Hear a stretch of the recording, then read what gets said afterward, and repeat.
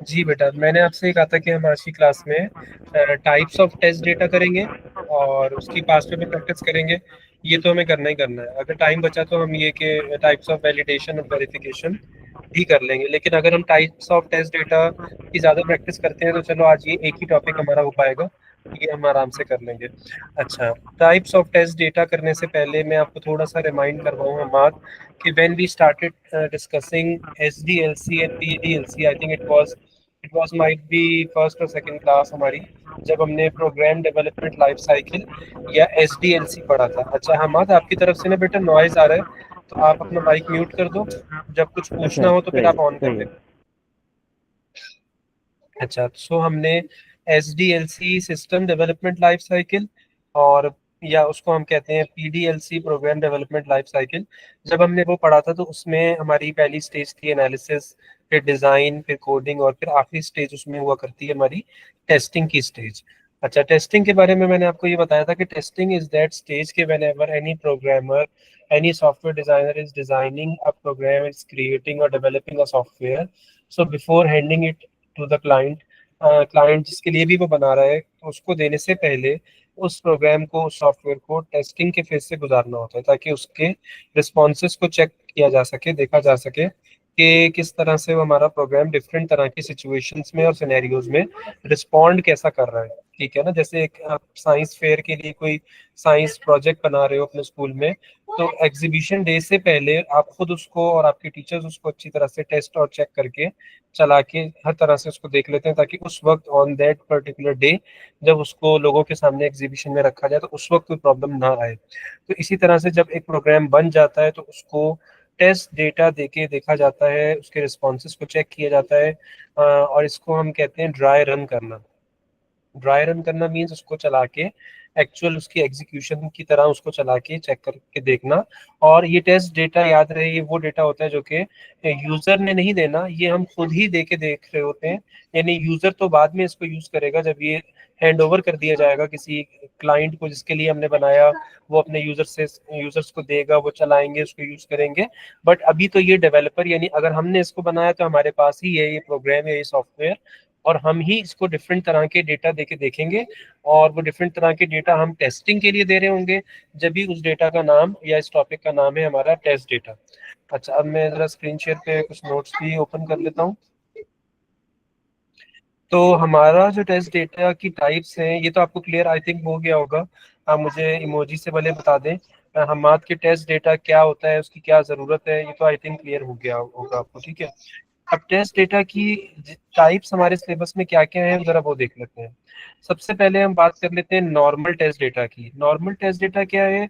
Normal test data means कि whenever we give any such type of data और values to our program which it is actually expecting, यानी इसकी जो जिस तरह का डेटा ये एक्सपेक्ट कर रहा था और जैसा इसको एक्चुअली दिया जाना चाहिए था, वैसा ही कोई एग्जाम्पल डेटा हम इसको दे के जब जब चेक करवाएंगे तो उस तरह का डेटा हमारा कहलाएगा कि ये नॉर्मल टेस्ट डेटा है। यानी फॉर एग्जांपल कि एक प्रोग्राम है जो यूजर से पूछता है कि आप अपने मार्क्स बता दो, और मार्क्स शुड बी बिटवीन 0 और 100।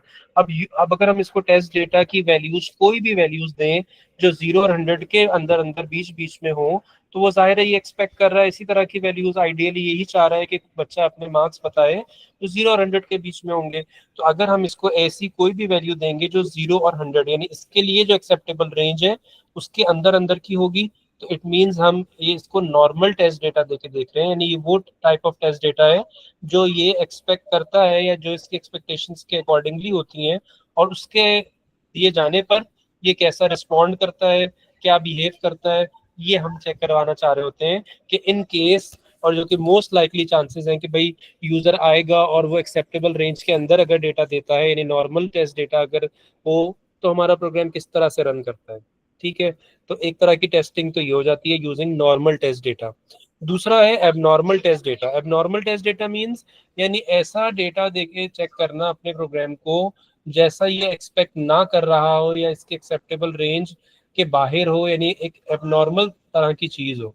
यानी यूं समझ ले कि पूछी गई थी एज, एज पूछी गई थी, और एज डिजिट्स में एक्सपेक्ट की जा रही थी, ये वहां पर लिख दी जाए एज वर्ड्स के अंदर, स्पेलिंग्स के अंदर।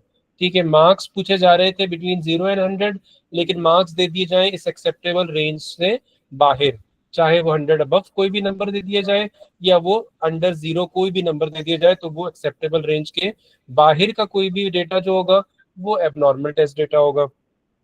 ठीक है, कोई कंफ्यूजन यहाँ तक नॉर्मल और एबनॉर्मल टेस्ट डेटा में हम? नहीं सर, कोई कंफ्यूजन नहीं है अभी। ठीक है, अच्छा, अब जो है उसके बाद हमारे पास आ जाता है extreme test data. Extreme test data क्या है? यानी जैसे मैंने यही एग्जांपल अगर आप ले लें कि 0 से लेके 100 तक के मार्क्स एंटर किए जाने थे, तो जो सबसे छोटी पॉसिबल एक्सेप्टेबल वैल्यू है 0, ठीक है, और जो सबसे बड़ी या सबसे आखिरी एक्सेप्टेबल वैल्यू है विच इज 100, तो वो कहलाता है एक्सट्रीम टेस्ट डेटा। यानी ये वो वैल्यूज हैं जो सबसे छोटी पॉसिबल एक्सेप्टेबल वैल्यूज 0 इस केस में, और सबसे बड़ी एक्सेप्टेबल वैल्यूज 100 इस केस में, तो इनको हम कहते हैं एक्सट्रीम टेस्ट डेटा। ठीक है, अच्छा, फिर उसके बाद इसी तरह से हमारे पास है आखिरी टाइप इसकी, boundary test data. Boundary test data एक तो ये कि एक्सट्रीम टेस्ट डेटा की तरह ही है, लेकिन इसमें आगे फिर दो टाइप्स आ जाती है। एक का नाम होता है बाउंड्री इंक्लूसिव और एक का नाम होता है boundary exclusive. Boundary inclusive means कि जो बाउंड्रीज हैं उनको इंक्लूड करते हुए, यानी अगर ये कह दिया जाए कि यूजर, ये आपने कोई टेस्ट डेटा की एग्जांपल यहाँ पे लिख कर देनी है, और आपके पास जो नॉर्मल रेंज है, ये जो मार्क्स एक्सपेक्ट किए जा रहे हैं वो 0 से लेके 100 तक है, और 0 से लेके 100 तक बाउंड्री इंक्लूसिव है। बाउंड्री इंक्लूसिव मींस जो सबसे छोटी वैल्यू थी 0 और जो आखिरी वैल्यू थी सबसे बड़ी 100, बाउंड्री इंक्लूसिव मींस उनको इंक्लूड करते हुए, यानी उनको आप शामिल कर सकते हैं। और अगर कह दिया जाए बाउंड्री एक्सक्लूसिव, तो इट मींस के बाउंड्रीज को एक्सक्लूड करके, यानी शुरू से 0 को हटा दे 1 से शुरू करके, और आखिर से 100 को हटा दे 99 तक इंक्लूड कर दे। ठीक है, तो ये कॉन्सेप्ट है बाउंड्री का। और ये हमारे पास चार टाइप्स हैं, नॉर्मल, एबनॉर्मल, एक्सट्रीम और बाइनरी बाउंड्री। अब हमारे पास इसके बहुत सारे क्वेश्चंस हैं।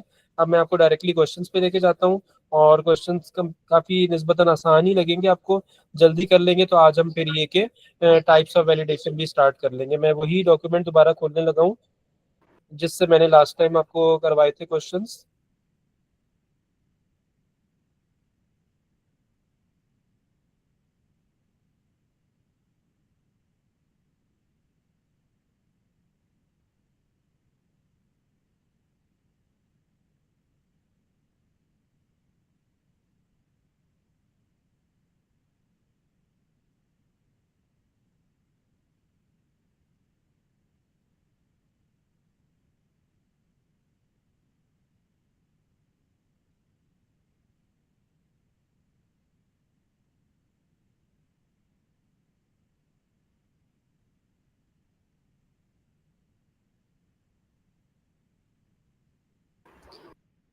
जी, अब मात बेटा देखिएगा, अब इसमें हमारे पास टेस्ट डेटा वाले क्वेश्चंस जो शुरू हो रहे हैं।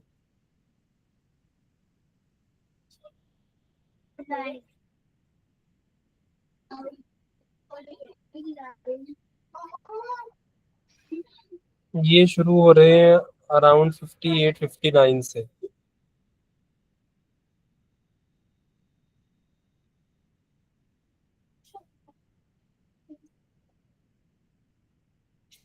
नहीं, 58 59 से नहीं हो रही है।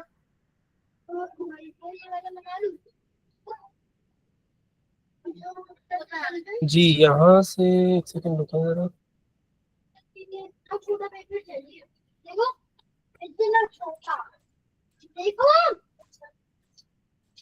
एक मिनट में जरा एग्जैक्ट पेज नंबर निकाल लूँ, फिर आपको बताता हूँ कि कहाँ से शुरू।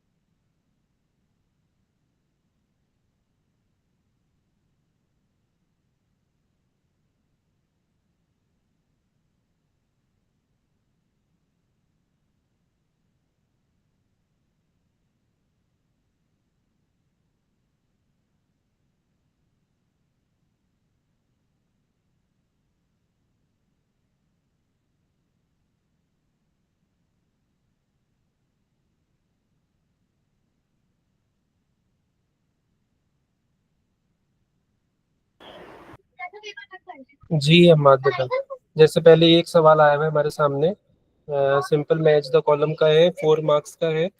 तो इसमें मुझे बताइएगा कि एबनॉर्मल की डिस्क्रिप्शन कौन सा वाला है इसमें से।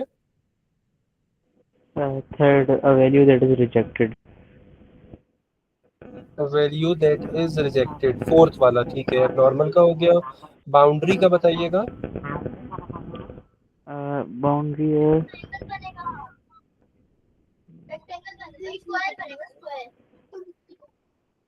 सेकंड होगा मेरा ख्याल है। नहीं, सेकंड वाला जो है ये बाउंड्री का, हाँ बाउंड्री का सेकंड वाला है। और एक्सट्रीम का कौन सा है? लास्ट। बिल्कुल सही है। बाउंड्री का सेकंड इसलिए था, उसमें लिखा हुआ था वैल्यू दैट इज हाईएस्ट और lowest value to be accepted and the corresponding lowest और highest value to be rejected, जो उसके साथ होती है वो रिजेक्ट हो जाती है। और एक्सट्रीम का था कि ये वो सबसे छोटी या सबसे बड़ी वैल्यूज होती हैं जो एक्सेप्ट की जाती हैं। और नॉर्मल का कौन सा बचा? A value that is accepted. First. ये पहला पहला हो गया। अच्छा, एक सेकंड रुकिए।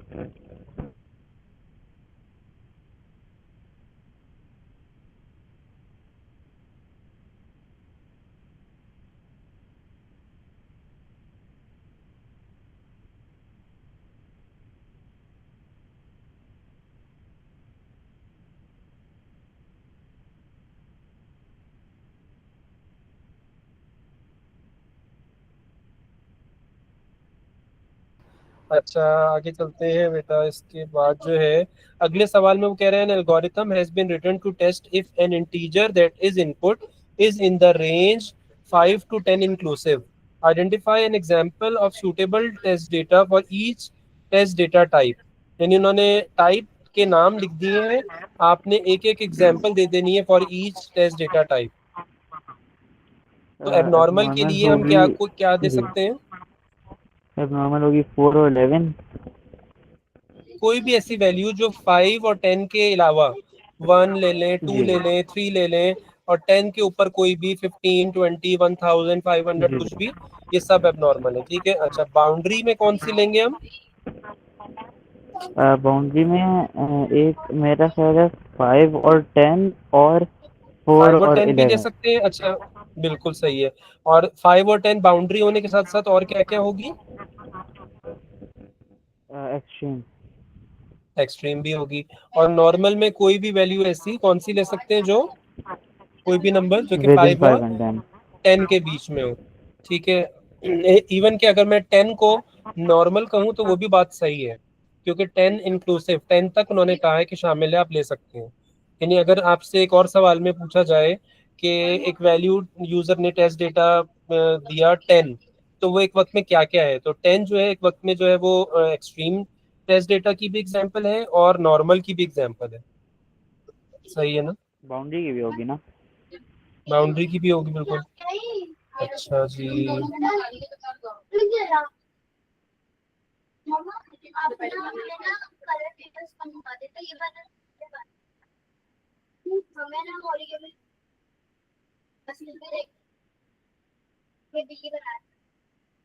जी ये वाला देखिएगा हमार। A routine checks the weight of melons to be sold in supermarket. Melons weighing under 0.5 kgs are rejected and melons weighing over 2 kgs are also rejected. ठीक है, give an example of each type of test data for this routine. Normal होगा 0.5, 0.6 से लेके 1.9 तक कुछ भी। और बिल्कुल सही है, ये एक्सट्रीम नॉर्मल हो होगा। जाएगा। अच्छा, ऐसे एक्सट्रीम भी उसमें जब कभी 0। भी ऐसा सवाल आए ना हमारा, तो आपने रेंज बताने की बजाय ना कोई भी एक एग्जाम्पल वैल्यू लिख कर आनी होती है इसमें, ठीक है ना। कोई भी स्पेसिफिक वैल्यू आप लिख के आएंगे, जी। क्योंकि उन्होंने कहा है गिव एन एग्जाम्पल, तो हमें एग्जाम्पल टेस्ट डेटा की एक्चुअल वैल्यू देनी है। और इसके इसमें दूसरी तरह के सवाल ये आते हैं जहाँ पे उन्होंने वैल्यूज दी हुई होती हैं और हमें उसकी टाइप बतानी होती है कि कौन सी टाइप का टेस्ट डेटा उन्होंने उसकी किसकी एग्जाम्पल दी हुई है। खैर, अच्छा एक्सट्रीम का बताएं इसी तरह से। तो सर मगर एक्सट्रीम जो होगा उसमें तो रेंज आएगी।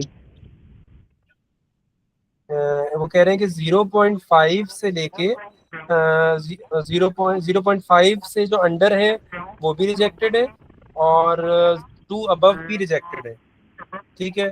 तो यानी इनडायरेक्टली वो हमें एक्सेप्टेबल रेंज क्या बता रहे हैं, ये आप सोचें पहले तो।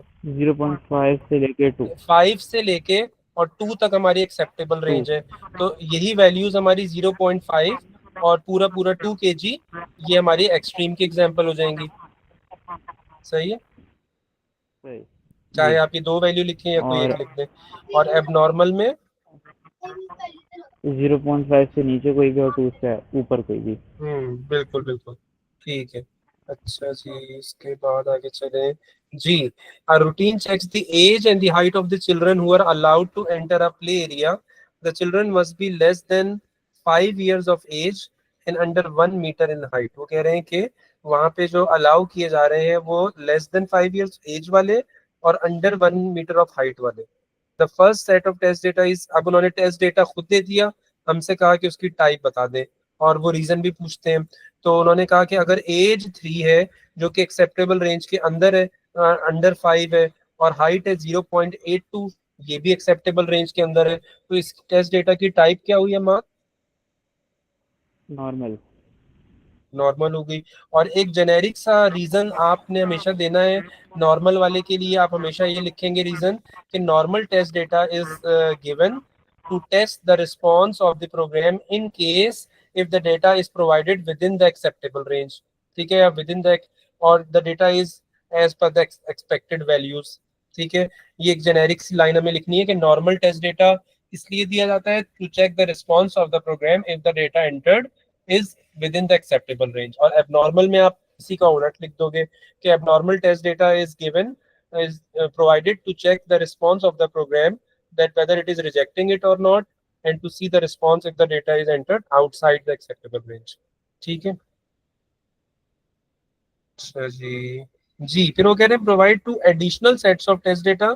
एडिशनल मींस के जिन टाइप्स का जिक्र आ चुका उसके अलावा, और each give the type of each set of test data and the reason. अब नॉर्मल वाला, एक नॉर्मल वाले की एक एग्जांपल हो गई, तो 2 और देनी है, तो एक आप एबनॉर्मल दे दो और एक आप दे दो एक्सट्रीम। एबनॉर्मल बताओ इस केस में क्या वैल्यूज होंगी? हाँ, एबनॉर्मल होगी 6, 7 यानी 5 से ऊपर कुछ भी, और 1 एज हो से ऊपर जाएगी कुछ 6 भी। एंड 7, कोई भी हाइट। ठीक है, आप कोई भी रैंडम वैल्यू 0.82 अबव जो होगी वो आप लिख दोगे। सही है, अच्छा, और इसकी रीजन तो मैंने आपको जी। बता दी। और एक्सट्रीम वाले में क्या लिख दोगे आप? वैल्यूज बता दो बस एक एक। एक्सट्रीम वाले में लिख देंगे 5 और 1। 5 और 1, ठीक है। अच्छा, इसकी रीज़न क्या होगी? कौन से वाले की? एक्सट्रीम की। एक्सट्रीम वाले में आप कह सकते हो extreme data is given to check whether the smallest acceptable value and the largest acceptable values are provided, so what is the response of the program in that case। ठीक है ना, हम यही इसीलिए देके देखते हैं कि एक्सेप्टेबल रेंज जो है पूरी के अंदर जो होता है वो नॉर्मल होता है, और सबसे छोटी एक्सेप्टेबल और सबसे बड़ी एक्सेप्टेबल वैल्यूज को हमने एक्सट्रीम का नाम दे दिया। अच्छा जी, उसके बाद चलिए साथ साथ वैलिडेशन की टाइप्स के भी नाम और सवाल आ रहे हैं, तो ये मैंने थोड़ा सा आपको ओवरव्यू तो जेनेरिक सा दिया था, अगर आपको कुछ याद रह गया तो बताएं इसमें से कौन सी डिस्क्रिप्शन जो है वो प्रेजेंस चेक की आपको लग रही है।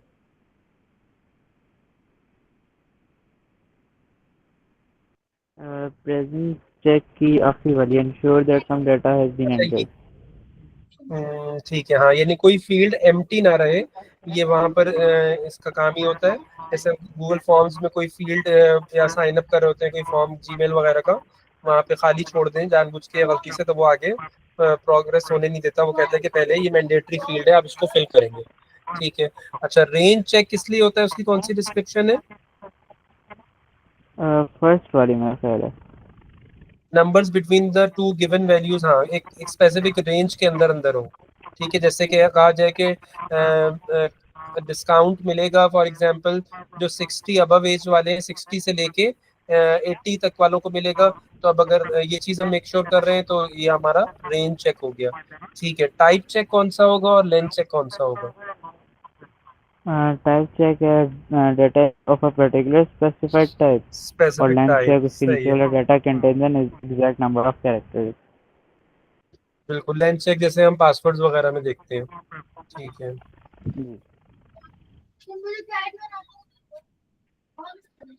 जी, इसमें अब आप बताएं, मैं अगर कहें तो थोड़ा सा रिकैप दे दूं, वैलिडेशन और वेरिफिकेशन में मेजर डिफरेंस इनकी प्रॉपर्टीज में क्या था। अगर आप कहते हैं तो मैं पहले आपको रिकैप दे देता हूं, फिर आपने बताना है कि इसमें से कौन सी वैलिडेशन की प्रॉपर्टीज लिखी हुई हैं, कौन सी वेरिफिकेशन। ये आप ट्राई करना चाहें तो बताएं मुझे, देख लें जैसे आपने।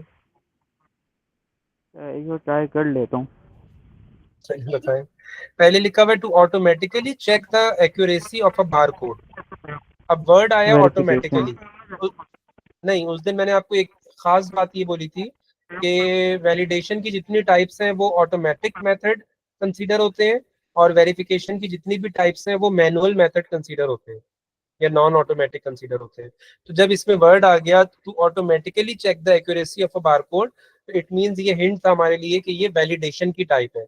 और अगर आप मुझसे ये पूछो कि ये वैलिडेशन की कौन सी टाइप है, तो उसकी टाइप्स में से एक होती है चेक डिजिट। तो वो होता ही इसलिए कि बारकोड्स वगैरह जो होते हैं या जो बुक्स के पीछे जो बुक्स होती हैं किसी प्रॉपर ब्रांड की, उनके पीछे ISBN नंबर्स वगैरह होते हैं लिखे हुए, तो उनकी एक्यूरेसी को चेक करने के लिए one of the type of validation check जिसका नाम है चेक डेटा, चेक डिजिट, वो हम यूज कर रहे होते हैं। ठीक है। अच्छा, फिर लिखा है to check if the data input is sensible. जी, ये बताएं कि ये वैलिडेशन का काम है या वेरिफिकेशन का काम।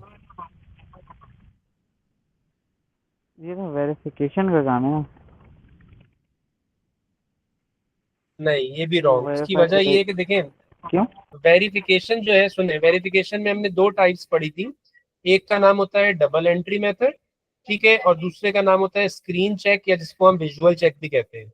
अब जरा सुने कि ये सेंसेबल वाली चीज क्यों या कैसे चेक नहीं करता है वेरिफिकेशन की दोनों टाइप्स, या वो क्या करते हैं, फिर उनका काम है क्या।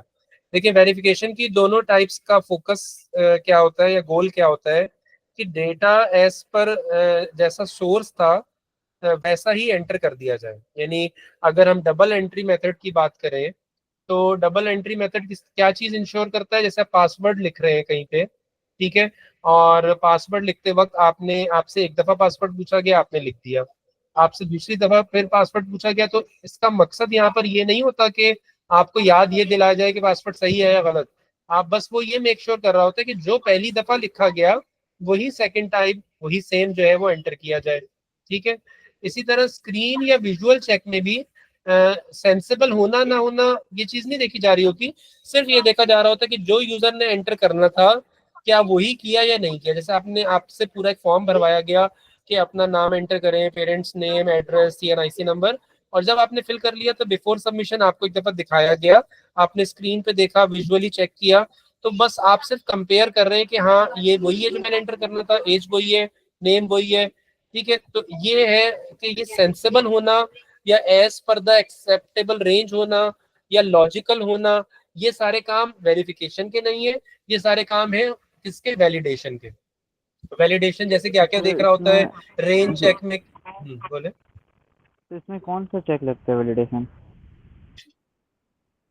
नहीं, देखें, ये मैं आपको बता रहा हूँ कि ये जो प्रॉपर्टीज लिखी हुई है ना, जो स्टेटमेंट्स लिखी हुई हैं, इनमें से कुछ हम कह सकते हैं, ये जो सेकंड लाइन की खास तौर पे मैं बात कर रहा हूँ अभी, ये किसी एक की बात नहीं हो रही कि वैलिडेशन में से किसी एक की या वेरिफिकेशन में से किसी एक की, ये ओवरऑल बात कर रहा है। आपसे पूछ रहा है कि डेटा का सेंसिबल होना या ना होना, ये किसका स्कोप है इसमें से। फॉर एग्जाम्पल, ये ओवरऑल अगर आप बात करें तो ये वैलिडेशन का है। अब आप मुझसे पूछे कि कौन सी टाइप है, तो देखें, सेंसेबल होना ना होना, बहुत सारी, तकरीबन सारी टाइप्स ही वैलिडेशन की अपनी अपने तरीके से सेंसेबल होना या ना होना चेक करते हैं। फॉर एग्जाम्पल, जब हम ये कहते हैं कि मार्क्स 0 से 100 के बीच में हो, ठीक है, एक रेंज चेक हमने लगा दिया, one of the type of validation, तो वो इस तरह से सेंसेबल होना चेक करते हैं कि 0 से छोटा ना हो, 100 से बड़ा ना हो। ठीक है।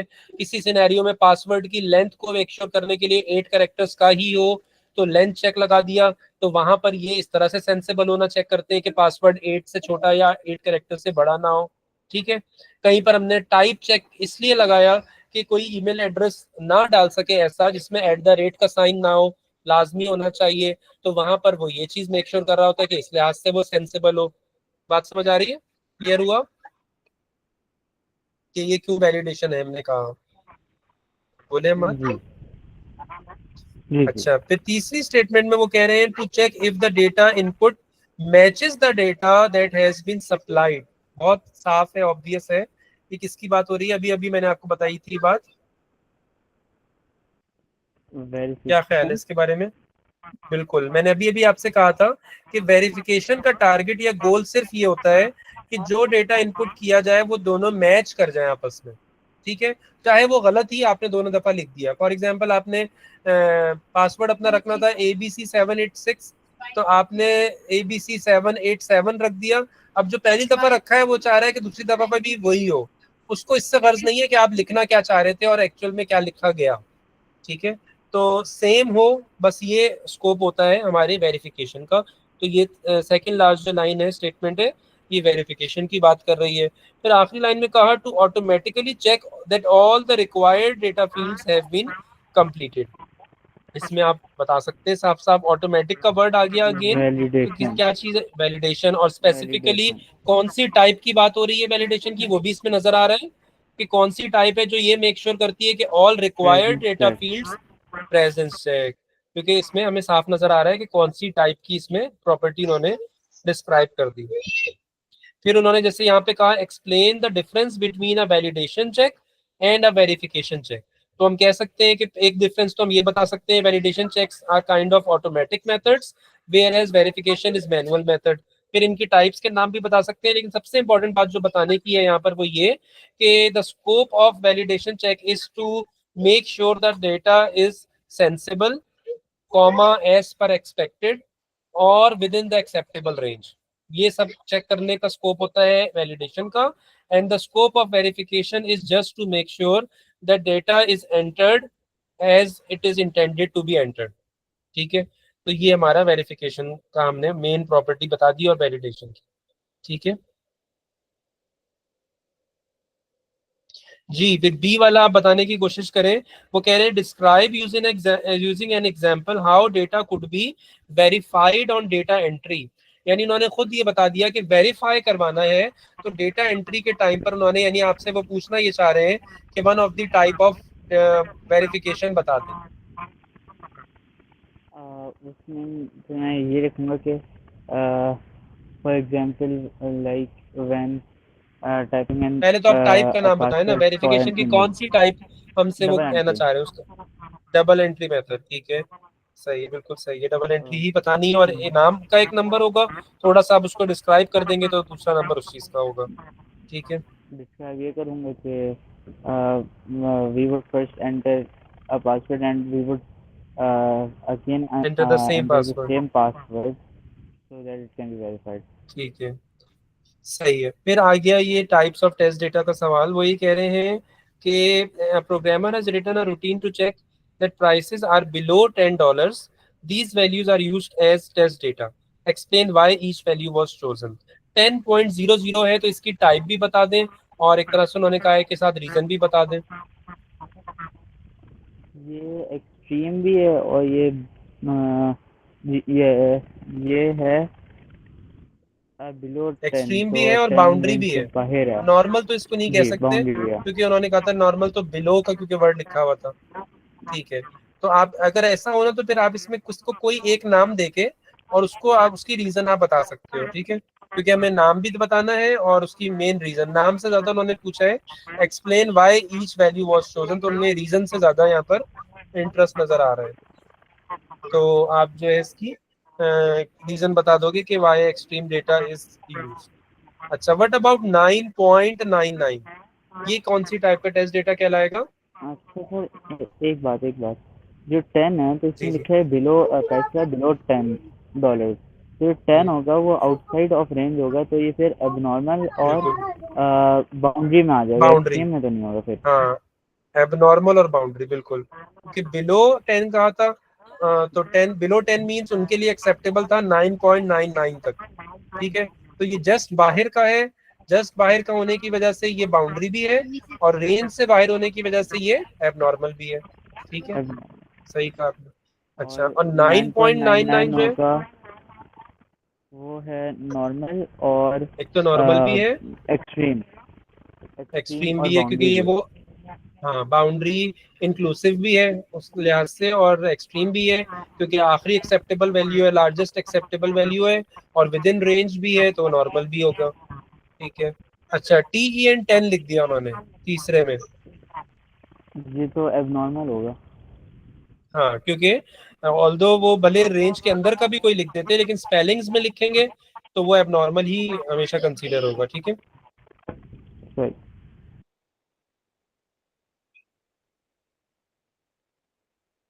अच्छा, वो कह रहे हैं कि programmer has written a routine to store the name, email address, and password of a contributor to a website's discussion group.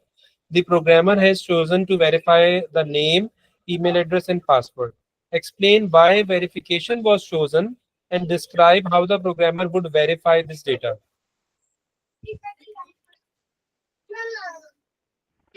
वो इस्तेमाल वेरिफिकेशन से, क्योंकि ताकि फिर वो ये देख सके, so that he could verify, he could check that the same person that was invited is coming, not somebody else. सही है। अच्छा जी, चलें ये वाला भी बता दें मुझे कि वो कह रहे हैं कि weight checks the weight of a basket of fruit is over 1 kg and under 1.1 kg. The weight of a basket of fruit is over 1 kg and under. Weights are recorded to an accuracy of 2 decimal places, and any weight not in this form has already been rejected. Give 3 weights as test data for each type. यानी तीनों आपने, all your reasons must be different, यानी 3 different तरह की types के test data आपने provide करने हैं। पहला हो जाएगा यानी उन्होंने 0.5 सवाल में पहले तो एबनॉर्मल। एक्सेप्टेबल रेंज जो बताई है, एक्सेप्टेबल रेंज क्या बताई है, ओवर 1, यानी 1.01 वाली से एक्सेप्टेबल शुरू हो रही है, और अंडर 1.10 यानी 1.09 तक उनके लिए एक्सेप्टेबल है। ये बात समझ आ गई आपको, क्लियर है? जी जी। सही। अच्छा, हाँ, पहला आपका एबनॉर्मल आपने एबनॉर्मल हो क्या वैल्यू जाएगा बताई? 0.5 किलोग्राम। उसके बाद नॉर्मल हो जाएगा, 0.5, ठीक है। वो नॉर्मल हो जाएगा 1.05, और एक्सट्रीम ठीक हो है, जाएगा 1.09। 09, ठीक है, सही हो गया। हाँ जी, ये वाला कर लेते हैं कि वो कह रहे हैं कि इसमें से बता दें प्रॉपर्टी कौन सी वैलिडेशन की है, कौन सी वेरिफिकेशन की है, या कौन सी बोथ की है। पहला वाला तो वेरिफिकेशन है, दूसरा वाला वैलिडेशन है, और एक तीसरा सेकंड, क्या वाला बोला आपने पहले वाले को? सॉरी, मैं सुन नहीं सका अहमद। वेरिफिकेशन। पहले वाले का, वेरिफिकेशन। पहला वाला आप कह रहे हैं verification, entering the data twice. अच्छा, कौन सी टाइप की बात हो रही है? वेरिफिकेशन तो ये है, वैसे पूछ रहा हूँ कि ट्वाइस हम किस डबल में एंटर एंट्री। करवाते हैं, उस टाइप का नाम। ठीक है। फिर वो कह रहे हैं automatically checking that only numeric data has been entered. Automatically से पता चला कि क्या है ये, वैलिडेशन। और कौन सी टाइप है बाय द वे, अगर मैं आपसे टाइप पूछूं, कि जो मेक श्योर करे कि सिर्फ न्यूमेरिक डाटा ही एंटर हो। वो ये है type check. Type check. Type type check. Check, ठीक है। फिर checking data entered into a computer system before it is stored और प्रोसेस्ड। वेरिफिकेशन। वेरिफिकेशन, सही है। और लास्ट वाला है visually checking. Visually checking that no errors. अब विजुअल चेकिंग से ही पता चल गया कि हमारा क्या है ये। वेरिफिकेशन। और कौन सी टाइप की बात हो रही है? स्क्रीन और विजुअल विजुअल चेक। चेक जिसको हम कहते हैं। सही, एक सेकंड जरा रुकिएगा बेटा।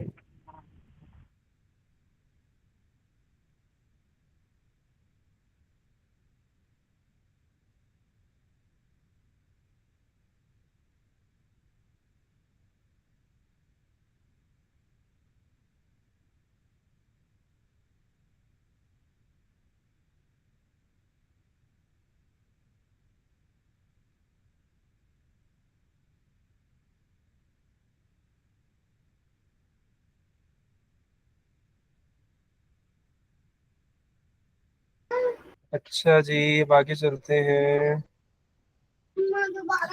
डेफिनेशन पूछी भी है, इस टाइप का हमने कर लिया। अच्छा, अब आप 2 मिनट जरा रुके, मैं एक और चीज़ आपको निकालूं। अपना वैलिडेशन चेक और वेरिफिकेशन चेक के हिसाब से अब एक और चीज़ करवानी है, वो जरा मैं ओपन कर लूँ।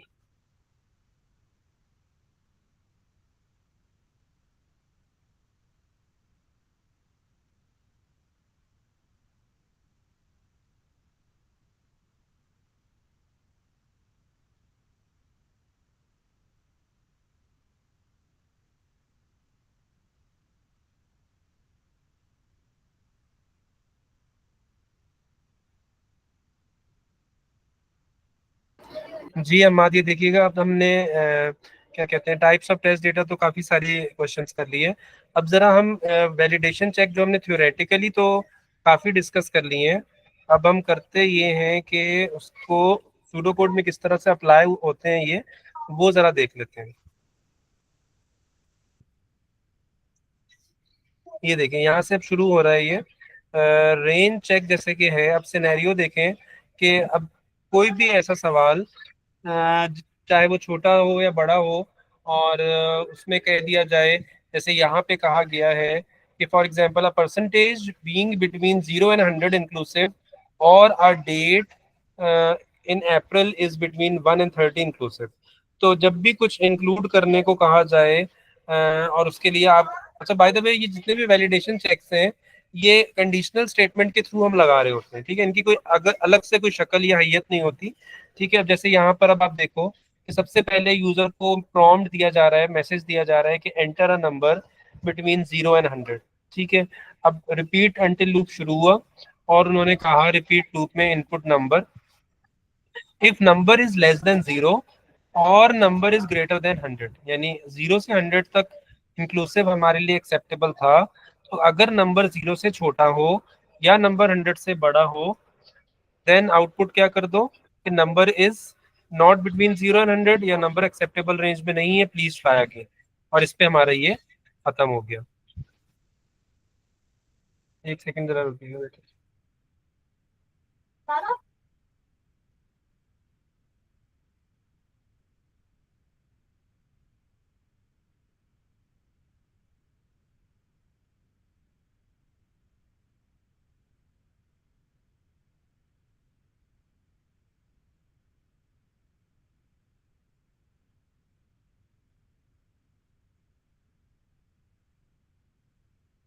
अच्छा जी, सही है हमारा, कोई मसला इसमें? नहीं अच्छा, सर। ये यहाँ पे खत्म नहीं हुआ था। यहाँ तो सिर्फ उन्होंने इस वाले पोर्शन में जब इफ स्टेटमेंट लगाया तो ये मेक श्योर किया था कि जो इनवैलिड इनपुट हो वो रिजेक्ट हो रहा है। ठीक है, लेकिन अंटिल कब तक रिजेक्ट होता रहे? अंटिल के नंबर 0 या 0 से बड़ा, या 100 या 100 से छोटा आ जाए। ये जब नॉर्मल रेंज में आ जाएगा तो फिर उस, यानी ये कंडीशन जब क्या हो जाएगी, रिपीट लूप जो है कंडीशन के ट्रू होने पर टर्मिनेट कर जाता है, आपको याद होगा। तो जब ये कंडीशन ट्रू हो गई तो लूप टर्मिनेट हो गया, यानी फिर आगे बात चलेगी, उस एंटर्ड नंबर के साथ जो भी करना होगा वो किया जाएगा। अच्छा, अब लेंथ चेक फॉर एग्जांपल है, और ये मेक श्योर करवाना है कि यूजर अपना बैंक का पिन नंबर एंटर करे और वो 4 डिजिट ही का हो। ठीक है, अगेन रिपीट लूप लगा, इनपुट पिन उससे कहा लिया गया इनपुट। इफ लेंथ, अब लेंथ फंक्शन हमने पढ़ा था लाइब्रेरी रूटीन में, स्ट्रिंग हैंडलिंग में आई थिंक पढ़ा था, यस। तो if length of pin is not equals to, जब हम लेस देन और ग्रेटर देन का साइन एक साथ लगाते हैं तो वो नॉट इक्वल का मतलब होता है सूडो कोड में या प्रोग्रामिंग में। तो अगर पिन की जो लेंथ है वो नॉट इक्वल्स टू 4 हो तो उसको इनवैलिड इनपुट का मैसेज चला जाए। ठीक है, अंटिल के लेंथ उसकी पूरी पूरी 4 ना हो जाए। ठीक है, एक सेकंड जरा रुकिएगा हम।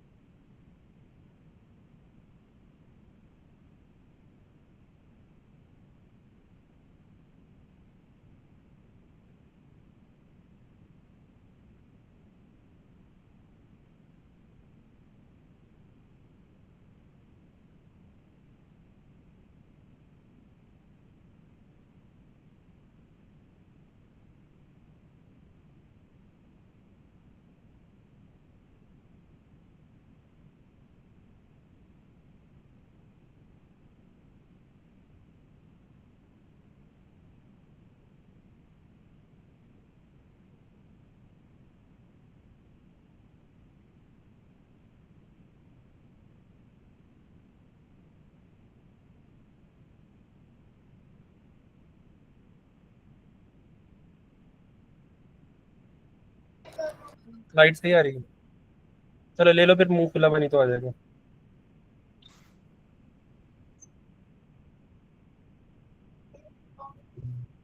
बड़े बार अच्छे लग रहे हैं। जी बेटा, सही है, यहाँ तक कोई कंफ्यूजन है मत, आगे चले। कोई कंफ्यूजन नहीं सर। लेंथ चेक और रेंज चेक, सॉरी।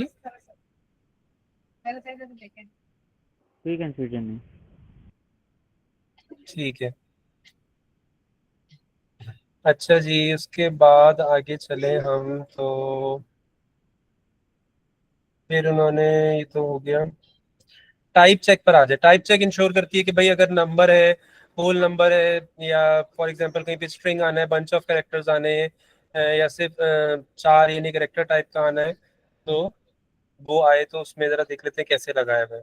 जैसे कि फॉर एग्जांपल सिचुएशन क्या थी यहाँ पे, type check makes sure that the input data is correct data type. For example, someone's age should be an integer, यानी हम जब age पूछ रहे हैं तो हम ये चाह रहे हैं कि भाई integer ही हो, यानी whole number ही हो, उसमें decimal part ना हो। तो अगेन रिपीट लूप लगाया, इनपुट लिया नंबर का,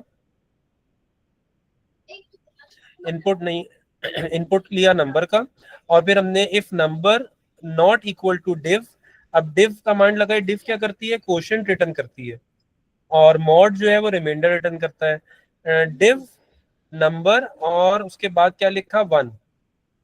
इससे क्या होगा? सर देखिए हम बताते हैं।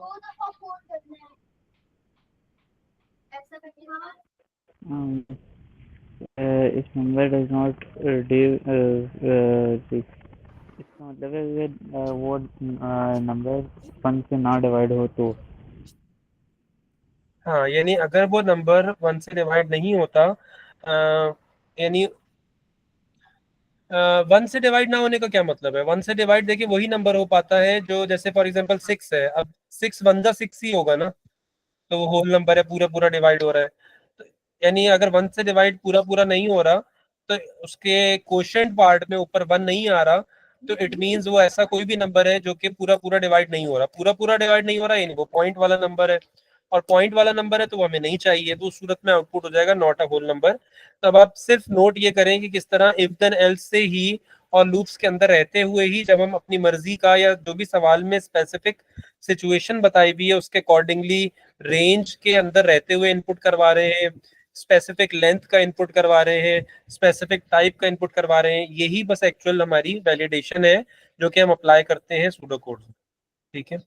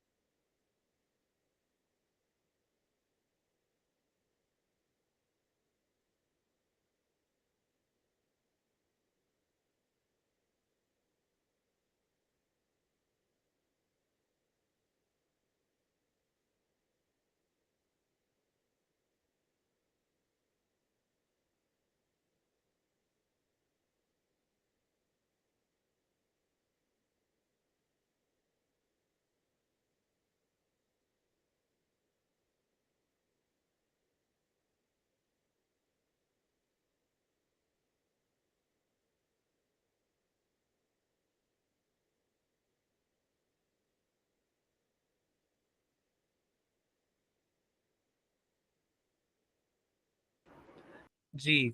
अच्छा सॉरी अम्मा। अच्छा, अब प्रेजेंस चेक कैसे इंश्योर कर रहे हैं? कि प्रेजेंस चेक यानी कुछ भी खाली ना हो, तो सिंपल सी बात है, लिखा if user name is equals to pair of inverted comma जो लगाया उनको बिल्कुल चिपका के विदाउट गैप लगा दिया, बस टू ये शो कर रहा है कि ये इसमें यहाँ पर कुछ भी खाली ना हो, यानी कि स्पेस ना हो। अगर यानी यूजर नेम अगर कुछ भी नहीं है, इन्वर्टेड कॉमा के बीच में कोई स्पेस नहीं है, जुड़े हुए हैं, इट मींस वो खाली है।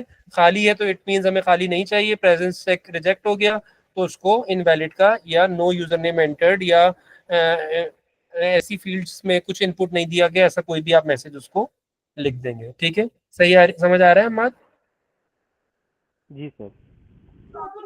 अच्छा, फॉर्मेट चेक जो है जिसमें हम स्पेसिफिक फॉर्मेट करवा रहे होते हैं अचीव, उसमें हम लेंथ फंक्शन भी कर सकते हैं कि भाई फॉर एग्जांपल कोई आईडी है, कोई आपका जीआर नंबर है स्कूल का, या कोई भी ऐसी चीज है, सीएनआईसी नंबर है जिसकी स्पेसिफिक लेंथ होती है, मोबाइल नंबर है कि पाकिस्तान में उसकी एक स्पेसिफिक लेंथ है, तो वो हम लेंथ के थ्रू भी करवा सकते हैं।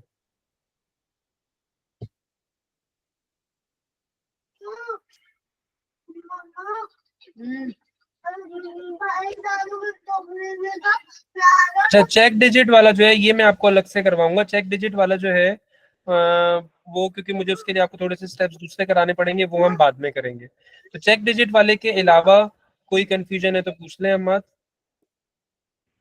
कोई कंफ्यूजन नहीं। ठीक है, बाकी वेरिफिकेशन हमने कर ली, टेस्ट डेटा हमारा हो गया। ठीक है, अब हमें जो दो ये कह लें कि बड़े मेजर टॉपिक जो हम आने वाली वीकेंड की क्लासेस में इंशाल्लाह हमें करने हैं, वो है फ्लो चार्ट्स और ट्रेस टेबल। यानी ये वो दोनों वो टॉपिक्स है, वो सवाल है जो हर P2 में आपको मिलते हैं।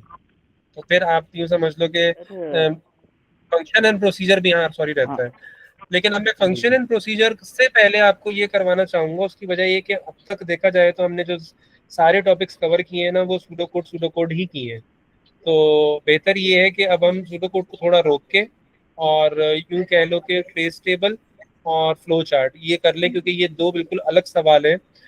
ऑल्दो जो फ्लो चार्ट जो हम सॉरी ट्रेस टेबल जो हम फिल करते हैं वो सूडो कोड से भी होता है और फ्लो चार्ट से भी होता है।